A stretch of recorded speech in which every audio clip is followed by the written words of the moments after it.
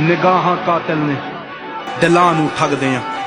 ਸਾਡਾ ਦਿਨ ਵਿੱਚ ਨਾਮ ਬੋਲੇ, ਰਾਤਾਂ ਨੂੰ ਜਗਦੇ ਆਂ। ਕੋਈ ਕਿੱਥੇ ਮਾਰ ਕਰੂ, ਭੇਤੀ ਰਗ ਰਗਦੇ ਆਂ।